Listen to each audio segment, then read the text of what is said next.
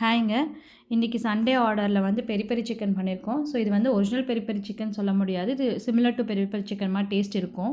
ஏன்னா இதில் நான் வந்து பப்ரிக்கா, ஆரிகானோ அந்த மாதிரி எந்த பவுடர்ஸும் சேர்த்துல. நம்ம வீட்டில் இருக்க மசாலா வச்சு தான் நம்ம இதை ப்ரிப்பேர் பண்ண போகிறோம்.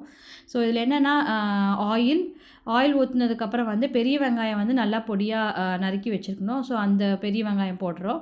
அதுக்கப்புறமேட்டு இஞ்சி பூண்டு பேஸ்ட்டு. ஸோ இஞ்சி பூண்டு பேஸ்ட்டும் பெரிய வெங்காயம் நல்லா வணக்கினதுக்கப்புறம் நம்மகிட்ட இருக்க எல்லா சிக்கனும் நல்லா வாஷ் பண்ணி நல்லா போடணும். போட்டுட்டு நல்லா நல்லா கொஞ்சம் ஓரளவுக்கு சிக்கன் வணங்கினதுக்கப்புறம் தண்ணி ஊற்றி கொஞ்சம் உப்பு போட்டு சிக்கனை நல்லா வேக வைக்கணும். ஸோ இந்த சிக்கன் ஃபஸ்ட்டு வந்து ஒரு 80% வந்து இந்த தண்ணியிலேயே ஃபுல்லாக வெந்துடணும். அதுக்கப்புறம் நம்ம அரைச்சி வச்சுருக்க மசாலாவை போடணும். ஸோ இந்த மசாலா நாங்கள் என்னென்ன போட்டிருக்கோன்னா பட்டை, கிராம்பு, ஏலக்காய், பெப்பரு, அதுக்கப்புறம் வந்து ஜீரகம், சோம்பு, வரமிளகாய், மல்லி. ஸோ இதெல்லாம் கொஞ்சம் கொஞ்சம் அளவாக போட்டுட்டு அரைச்சி போட்டிருக்கோம். ஸோ இதில் நான் மிளகாய் கம்மியாக போட்டனால மிளகாய் தூயும் கொஞ்சம் ஆட் பண்ணியிருக்கேன். உங்கள் காரத்துக்கு ஏற்ற மாதிரி ஆட் பண்ணணும்.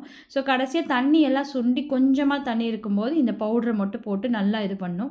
ஸோ நல்லா மிக்ஸ் பண்ணணும். நல்லா மிக்ஸ் பண்ணிவிட்டு அந்த தண்ணி ஃபுல்லாக ட்ரை ஆயிடணும்.